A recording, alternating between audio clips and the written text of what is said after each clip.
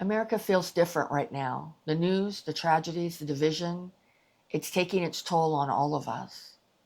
People say they're fine, but most of us are running on empty, physically, mentally, and emotionally. And that exhaustion is everywhere. This is Jim, and like many of you, he's feeling the weight of everything that's happening in our country right now. And this is Tab. She's seen the best and the worst of what America can be. And And together, together, we're we're Unretired Unretired AF. AF.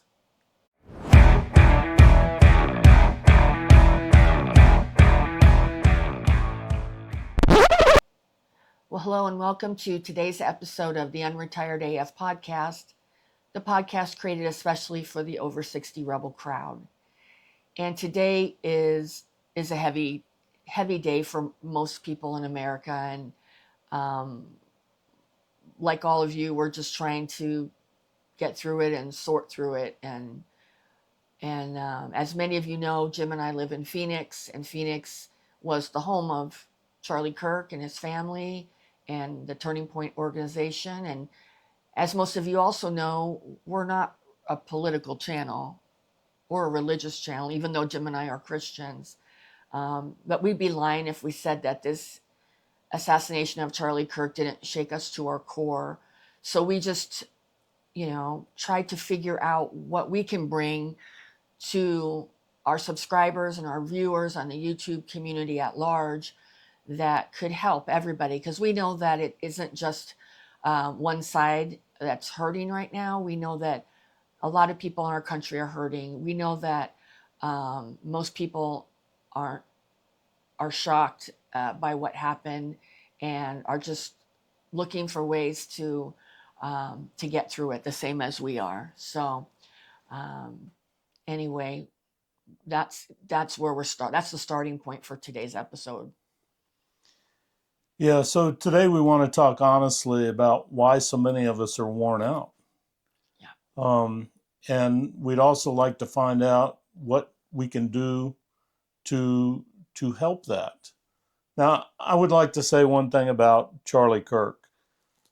Whether you agreed or disagreed with his opinions, Charlie was a strong Christian. He was a father. He leaves behind two babies, and he was a devoted husband. So, just in that, and he was an American. Right. And, no matter what, it doesn't matter if it's somebody getting gunned down in Chicago or anywhere in Phoenix here, to lose a life, which this one was where the whole world could see it, it's just tragic. And it doesn't matter what side you're on or what, it's just tragic. And yeah, I do have a heavy heart about it. Yeah. And it's just getting way too common. It's getting way too commonplace, and we got to figure this shit out, Yeah. and we got to get it figured out quick. Well, and I know that maybe Charlie wasn't as known to the boomer crowd as he was to the younger crowd, and so I know a lot of people are saying a lot of things about him. And I would, Jim and I have our opinions too, and our opinions are based on our own research. I mean, Right.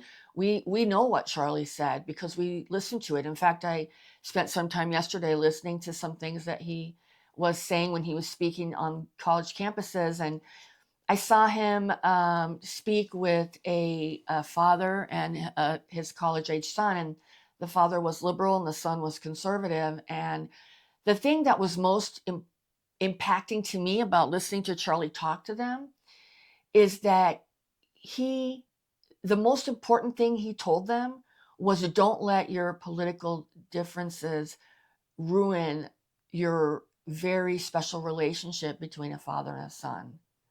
I saw him speak to some women who were in the porn industry, and this looked like it was a podcast or maybe a radio show, and he told them God loved them no matter what, and that God had a better life for them. And they said, the one of the women said, you're the first one that's talked to us like this with respect.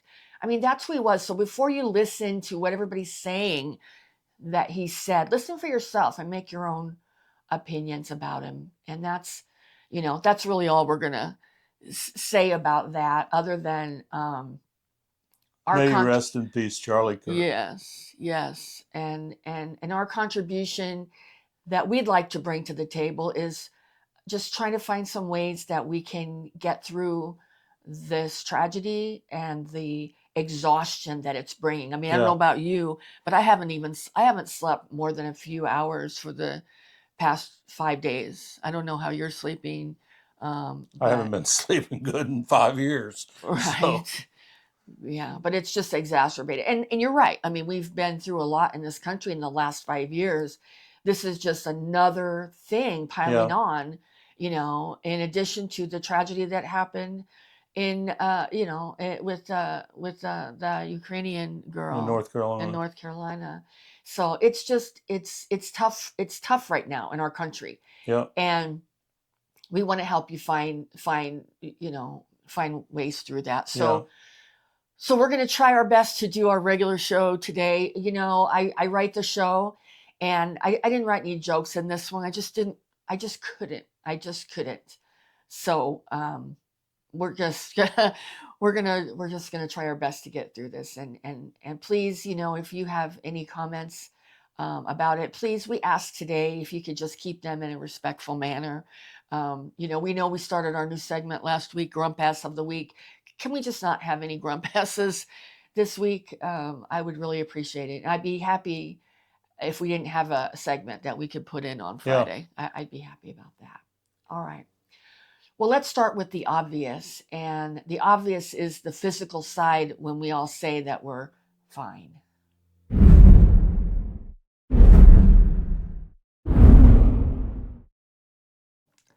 Well, we know that most boomers aren't getting enough sleep. I mean, like we have talked about today, and as we talked about in previous episodes, I mean, sleep is a tough thing as you get older. And, and even if you do get, the right amount of hours of sleep that, that we're supposed to get, the quality just isn't there, especially if you're getting up.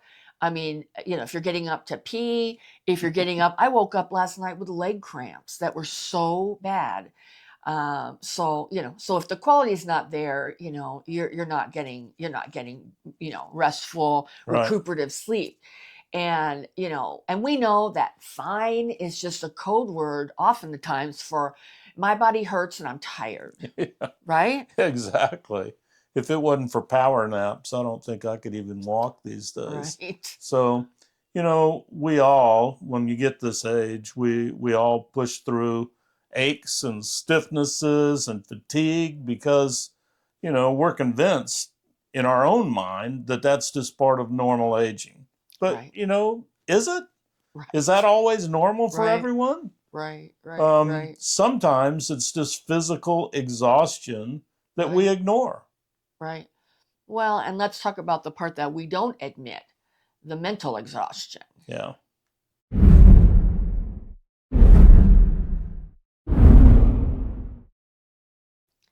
I mean, the past 5 years has been constant information overload. And every time something happens in the country that, like what happened last week, it's just another information overload. It's another traumatic news cycle that we're trying to get through. And nowadays it's like technology that doesn't shut off. I mean, when we were younger, we would have the evening news. We watched the evening news. It would be a one-time event throughout the day or through the day at the end of the day that we would do. And now it's constant. It doesn't stop. And, I think a lot of times we just say fine, and that's how we're covering up a brain fog.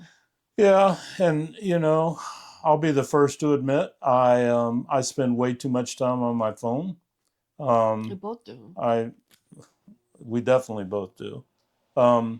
We tell ourselves and we tell everybody around us that we're doing it to keep up. Right. But I think to me my phone's almost like a drug, man. It is a drug. Yeah. I mean, it does. It just is. our minds, my mind, your mind, it Yeah. seems to be running a marathon every single day.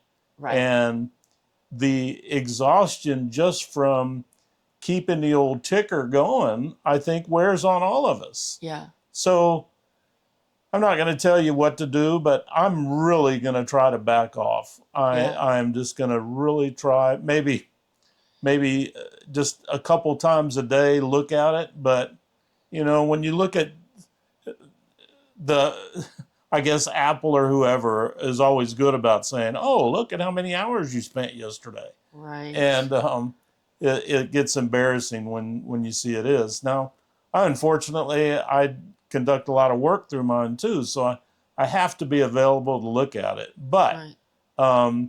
I don't have to respond immediately to everything like I always seem to do. So, that may be a problem that you're having too. I'm going to try to solve it, and I'm going to limit myself to my device. Well, and I think it's just making that choice when, when we're feeling that mental exhaustion, is just to bring something positive into our life. I think it's not even so much being on your phone, but what are you doing on your phone? Yeah, Are you doom scrolling news, right. news applications, or you're listening to music, or are you, doing something that can, bring you some peace or bring you some joy, or at least change the channel from the negative. And I think that's, and I think that they have done studies, where they found that being on your phone does trigger, a dopamine response in the brain, and then we constantly want that Right. hit, so we're back on it. And it's not the really positive, great things that are doing that. No. It's the negative stuff, and Right. the stuff that keeps us in this constant state of alertness. Yeah. And I think that we just have to be more mindful, and whatever that is, if it's taking a walk, if it's doing yoga, if it's going to the gym, if it's just whatever you got to do to change the channel mentally, right? Yeah. Don't you Yeah. think? Okay. I do. Well, but there's an even bigger one than the brain exhaustion. It's the emotional side of fine that I think that we ignore a lot of the time too. Yeah.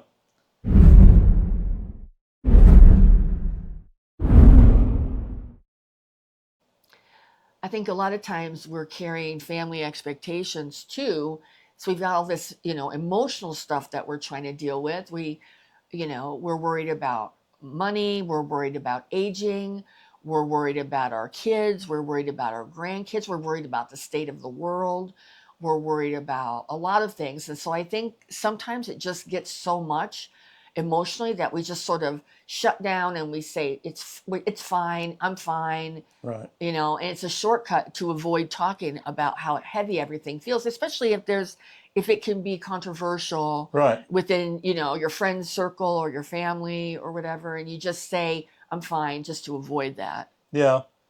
And it also seems like, being older, everyone thinks that you're always going to be the rock. Right. You're the one everybody turns to get advice. You're Right. the one that gives advice. Both of us are very type A. We If you haven't guessed we're, already. we're never shy about expressing our opinion. I think in my life, it's probably helped me more than it's hurt me, but it has hurt some too. It has hurt some Yeah. too. I now, when I do have troubles, I mean, I'll confide stuff in Tab, but I kind of get very reclusive with people ask me what. I mean, I'm the poster child for fine. Hey man, how you doing? Fine. And that's my way of saying back off. Well, and a lot I of people don't need don't really to. want to know either. Right. They just say that hoping you're going to say I'm Right. fine. Right. So, emotional exhaustion doesn't disappear because we put on a brave face. Right. It's we got to just figure out a way to handle it. Yeah. And a way to handle it maybe for me is to get off my damn phone. Well, and I think it just comes down to being willing to be vulnerable. Yeah. I think a lot of times, like Jim said, we have the expectation for our generation to be the rock, to be the security, for our families or our spouse or whatever.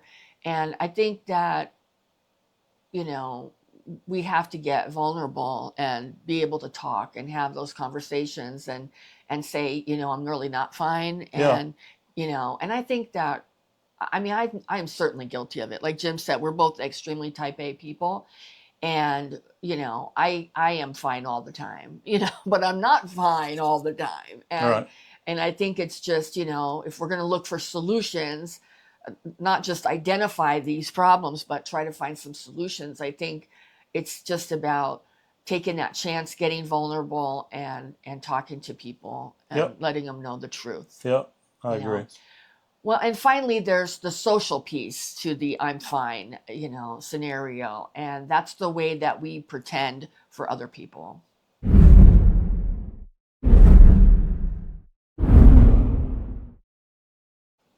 Well, the I'm fine is sort of the polite lie that we tell other people so they'll stop asking any more questions. Right.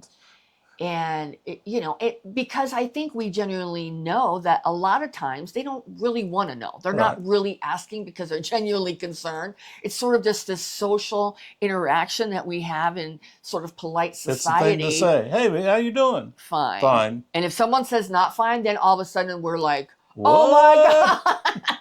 Oh my God. And we need to not be, I mean, both sides of that equation, Yeah. we need to change. We need to be, you know, not asking people how they are unless we really do give a shit, right? Right. And we need to stop saying we're fine if we're not fine, you know. Yeah. I think a lot of times we don't want to be a burden on people.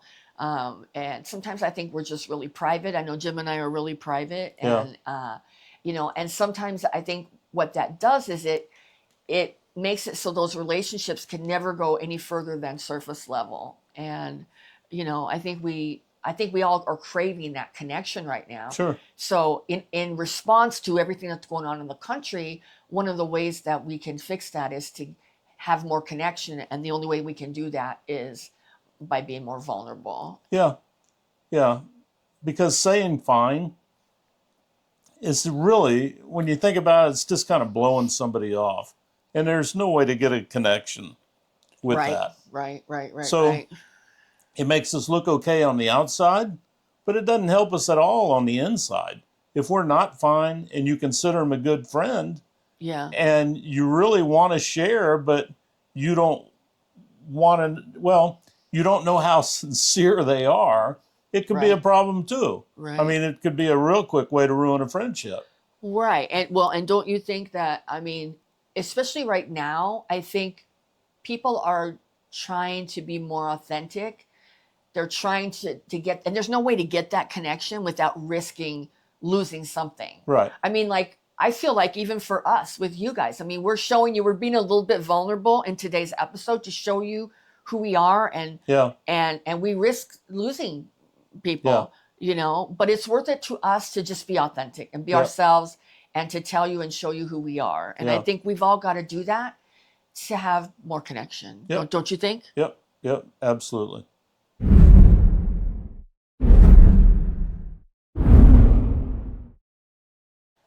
Well, I think the takeaway from today's episode is I think we're all feeling it, that exhaustion is just showing up in our lives everywhere.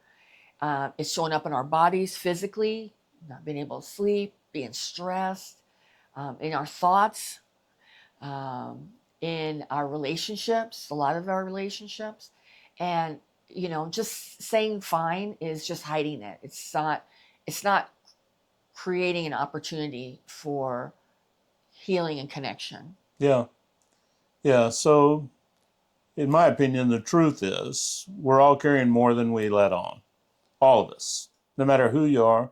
So maybe it's time to stop pretending that we're fine and start finding ways to recharge ourselves. Right. Honestly, no matter which side of this you're on, we're all human. Right. We'll make mistakes. We'll say stuff we shouldn't. In our opinion, it might be, you know, things to say to not have good friendships. But if you're going to be honest, you got to be honest the whole way. Right. And you have to take that chance. Yeah, you can't pick and choose about that. Right. As humans, there won't be any depth. Right. As humans, we weren't built to run on empty. Right. And the heaviness and everything that's going on, if you're fine, means you're running on empty. Right. And get out of that empty spot. Yeah. Get out of that empty spot. Figure out like me. I know what's causing a lot of my anxiety and not sleeping well, and that is my phone. And I am going to make an effort to only be on my phone about an hour a day. So that's my goal. We have a comment section. If you have any comments on this, if you were or weren't a Charlie Kirk fan, feel free to drop something in there. Respectfully, please. Respectfully, please. Yes. We're just trying to figure it out, just like you guys are. We're not experts in this by any means. Right. But we are patriots. We are Christians. And I feel very, very deep about that. So if you have any comments, if you disagree, I respect you for that. I mean, exactly. I respect you for that. So exactly. Thank you to our subscribers. We really appreciate you guys. And please feel free to leave a comment. Thank you. I mean, one of the most unique things about our country, the United States of America, is that we have free speech. Yeah. And we don't have to agree on everything. And hopefully, the good that can come out of this tragedy is that we can find respect again. I think we've lost some of that on both sides in this country. And I think that we can, if we can find our way back to free speech where we can have respect for everybody and everybody has the right to their opinions without fear of harm, or even just fear of being disrespected. I mean, nobody wants that. Right. I think that would be some good that could come out of this. Well, and if our content resonates with you, I mean, I'm not going to sit here and today it feels a little cheap to sit here and say, subscribe to our channel. But if what we're saying resonates with you and you want to be part of what we're doing, which is trying to make life better for the over 60 crowd, then consider subscribing and joining us. Thank you so much. And we want to give a reminder to everybody that we are doing a live stream tomorrow at 5 o'clock Pacific, 8 o'clock Eastern. Yep. And our topic tomorrow is going to be on what we did before the internet. So join us for that, and we'll have a fun time sort of talking about just nostalgia and maybe something to get our minds off of the heavy things that are going on in the world right now. So we're not slowing down. And neither should you. And together we're Unretired AF.